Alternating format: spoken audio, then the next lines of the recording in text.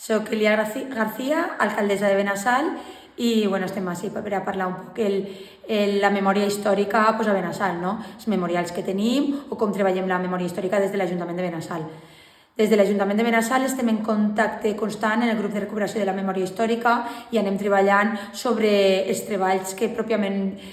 fan ells, no? Sempre reconeixent totes les persones d'ací de Benassal que tenen relació, sobretot amb estar treballant ara fa molt poc en Alar Prats, que es va tindre que exiliar, que era periodista, que va ser assessor de la República i que és benassalenc, que fins fa molt poquet la gent del nostre poble no coneixia, per exemple, que havia sigut de les últimes persones en entrevistar a Federico García Lorca, i creiem que conèixer la nostra memòria i conèixer la nostra història fa que no repetim aquells episodis més negres de la nostra història, com bé dic.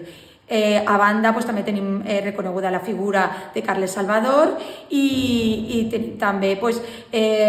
reconegut que ara havíem estat parlant abans,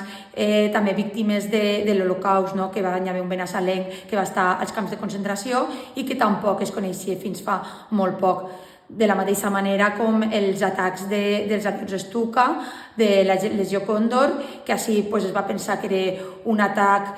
republicà i que va aparèixer que eren uns experiments aprovats per Franco, del seu amic Hitler, que volia experimentar la mortaldat d'aquestes bombes, i que cal saber la veritat per a no repetir-la i cal no confundir a la gent. Des de la llei de memòria històrica sí que es va anar intentant conèixer un poc aquests elements que moltes vegades quan passem per davant d'ells no els reconeixem i no som conscients de què és el que signifiquen, tal com la creu dels caiguts. En aquell moment, en aquell primer moment, es va canviar la inscripció i es va ficar a totes les víctimes de la violència, però potser això no és un exercici de reparació, sinó que tindria que explicar-se per què es va fer en aquell moment aquella creu i què és el que significava en el seu moment, i per tal de reconèixer que no és a totes les víctimes de la violència la que representaria la creu.